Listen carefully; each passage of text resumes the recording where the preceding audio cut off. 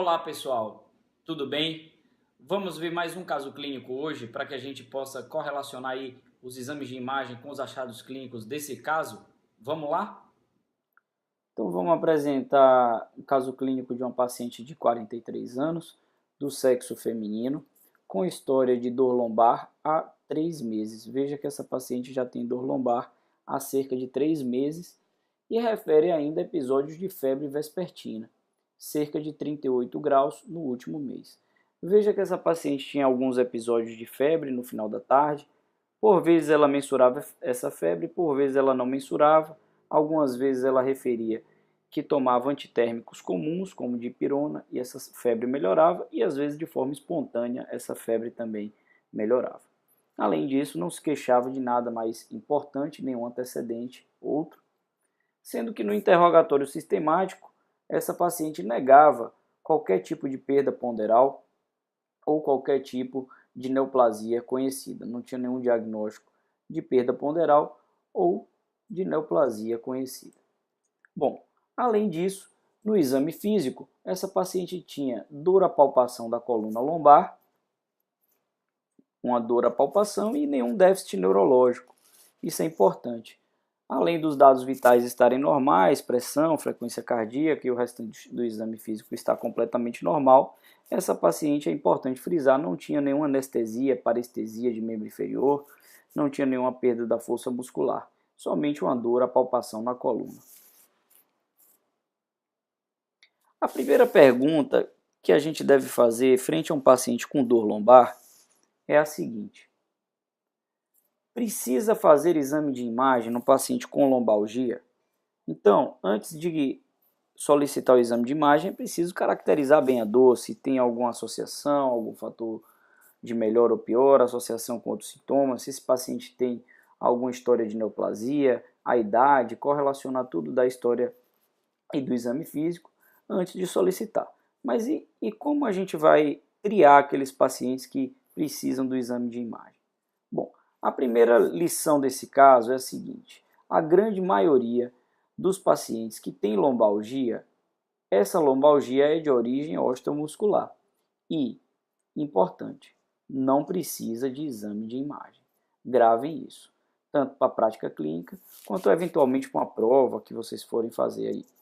Então, não precisa de exame de imagem. É o paciente que foi na academia, estava sedentário e na segunda-feira ele apresenta dor lombar, o paciente que tem alguma profissão que por conta da questão ergonômica ele fica muito tempo sentado numa posição ruim e tem dor lombar. Esse paciente, teoricamente, ele não precisa de exame de imagem.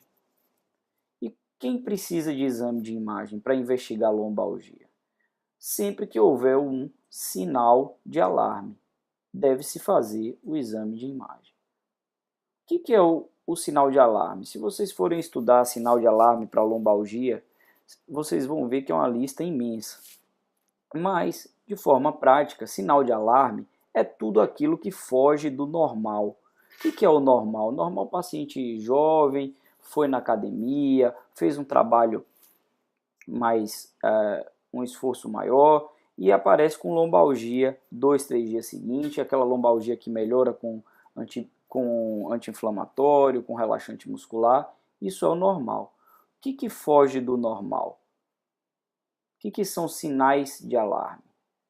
Sempre que houver suspeita de tumor ou infecção. Então, se o paciente já tem alguma neoplasia conhecida, se o paciente tem câncer de mama, tem câncer de próstata, por exemplo, ou se o paciente tem alguma suspeita de infecção, o paciente tem dor lombar e está com alguma sepse, seja de foco pulmonar ou foco urinário, por exemplo, ou se o paciente tem febre, é uma outra coisa que nos chama a atenção.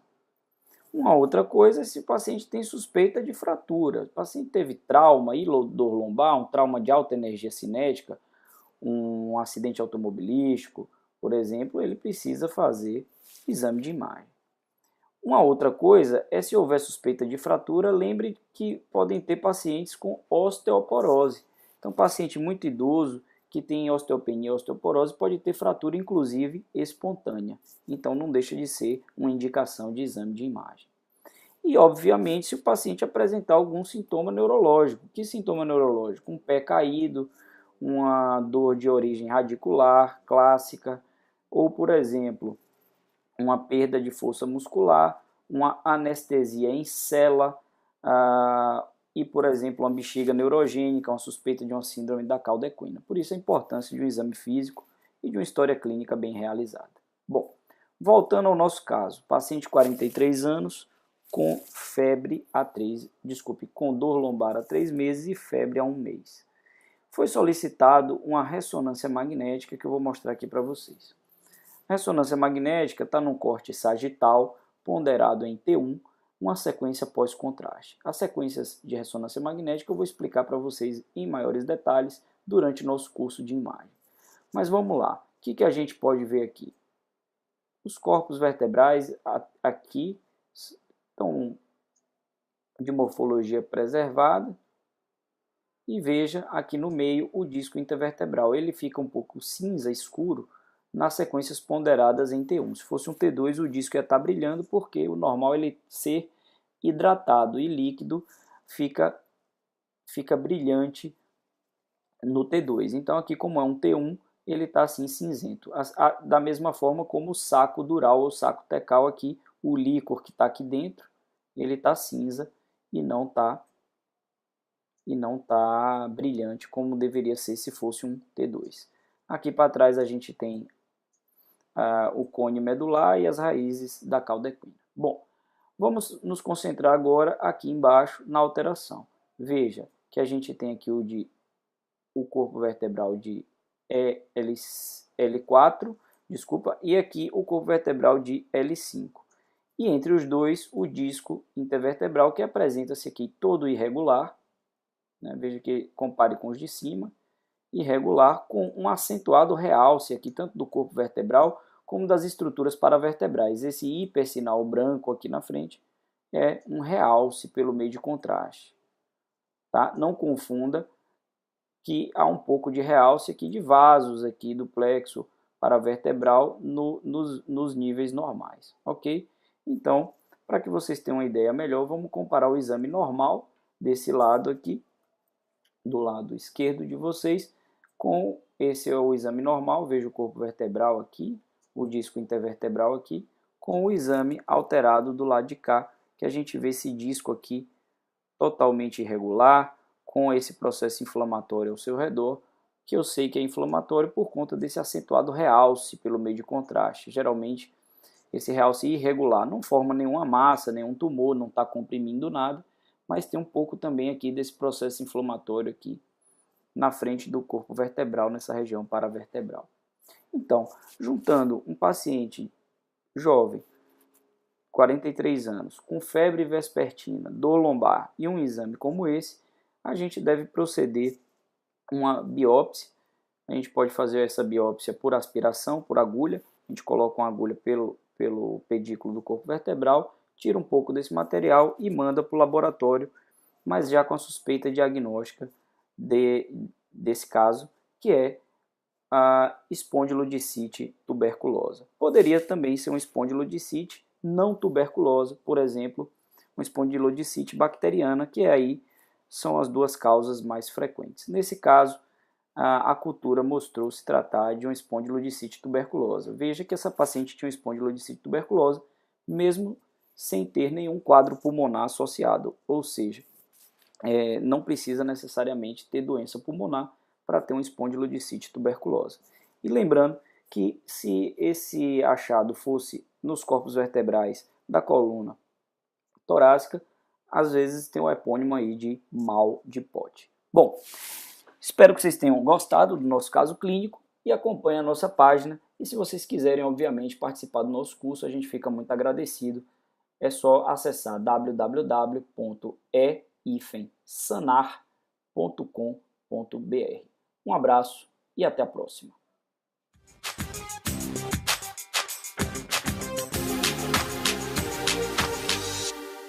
A gente tem alguma suspeita de infecção. O paciente tem dor lombar e está com alguma sepse, seja de foco pulmonar ou foco urinário, por exemplo. Ou se o paciente tem febre, é uma outra coisa que nos chama a atenção. Uma outra coisa é se o paciente tem suspeita de fratura. O paciente teve trauma e dor lombar, um trauma de alta energia cinética, um acidente automobilístico, por exemplo, ele precisa fazer exame de imagem.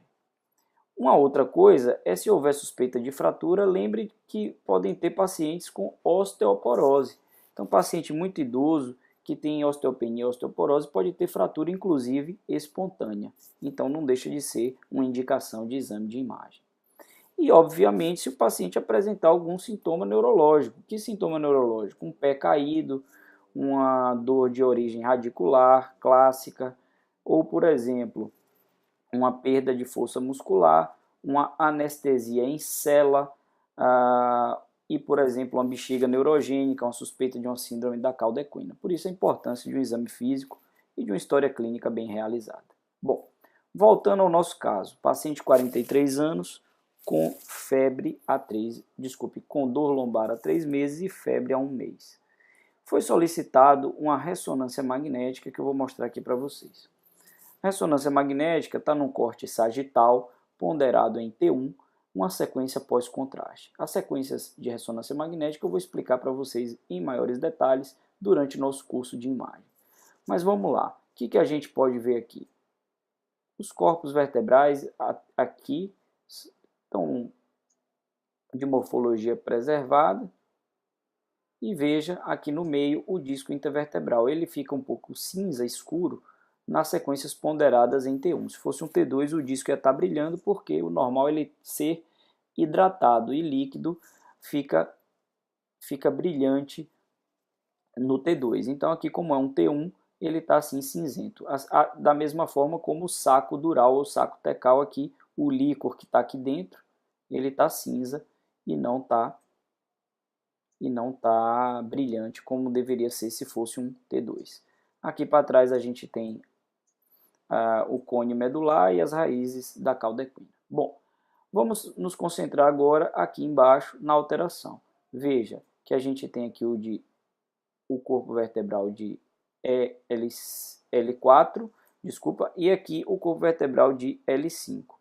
E entre os dois, o disco intervertebral, que apresenta-se aqui todo irregular, né? Veja que compare com os de cima, irregular, com um acentuado realce aqui, tanto do corpo vertebral como das estruturas paravertebrais. Esse hipersinal branco aqui na frente é um realce pelo meio de mama, tem câncer de próstata, por exemplo, ou se o paciente tem alguma suspeita de infecção, o paciente tem dor lombar e está com alguma sepse, seja de foco pulmonar ou foco urinário, por exemplo, ou se o paciente tem febre, é uma outra coisa que nos chama a atenção.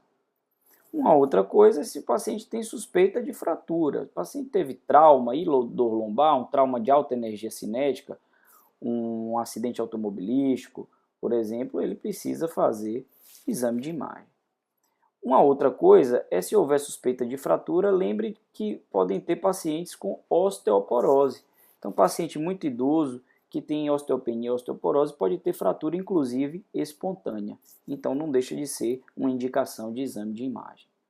E, obviamente, se o paciente apresentar algum sintoma neurológico. Que sintoma neurológico? Um pé caído, uma dor de origem radicular clássica, ou, por exemplo, uma perda de força muscular, uma anestesia em cela e, por exemplo, uma bexiga neurogênica, uma suspeita de uma síndrome da cauda equina. Por isso a importância de um exame físico e de uma história clínica bem realizada.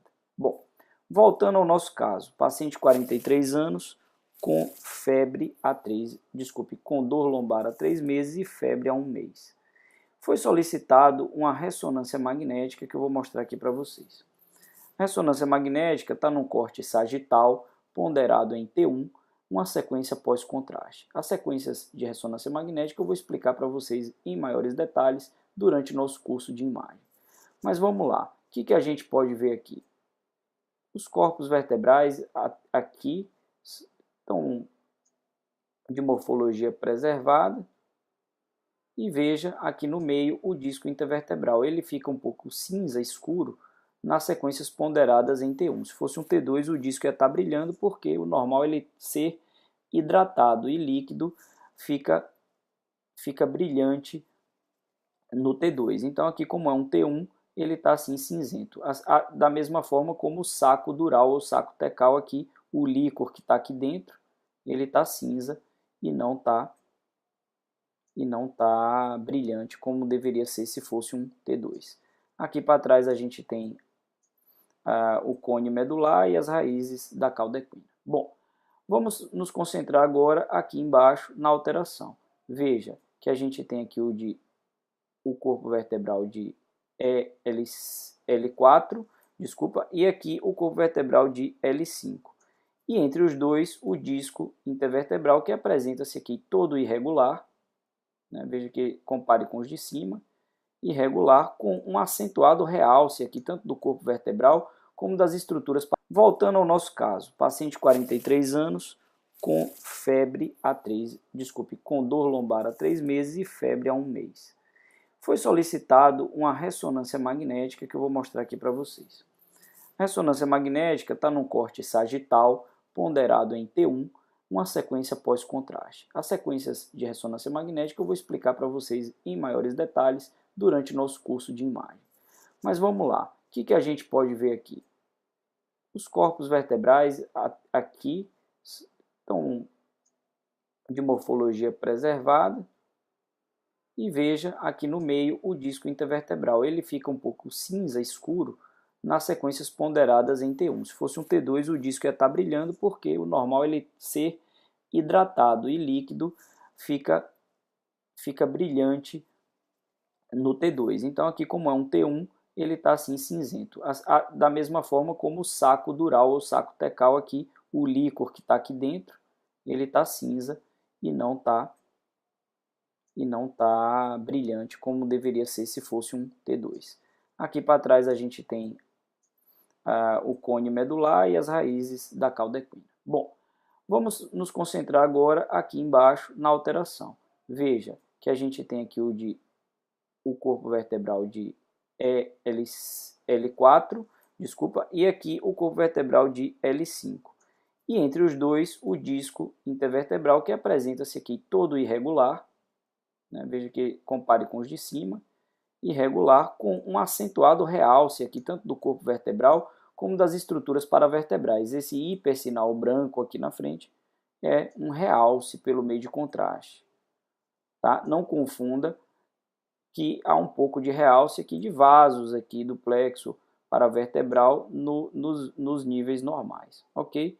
Então, para que vocês tenham uma ideia melhor, vamos comparar o exame normal desse lado aqui, do lado esquerdo de vocês, com esse é o exame normal. Veja o corpo vertebral aqui, o disco intervertebral aqui, com o exame alterado do lado de cá, que a gente vê esse disco aqui totalmente irregular, com esse processo inflamatório ao seu redor, que eu sei que é inflamatório por conta desse acentuado realce pelo meio de contraste. Geralmente, esse realce irregular não forma nenhuma massa, nenhum tumor, não está comprimindo nada, mas tem um pouco também aqui desse processo inflamatório aqui na frente do corpo vertebral, nessa região paravertebral. Então, juntando um paciente jovem, 43 anos, com febre vespertina, dor lombar e um exame como esse, a gente deve proceder uma biópsia. A gente pode fazer essa biópsia por aspiração, por agulha. A gente coloca uma agulha pelo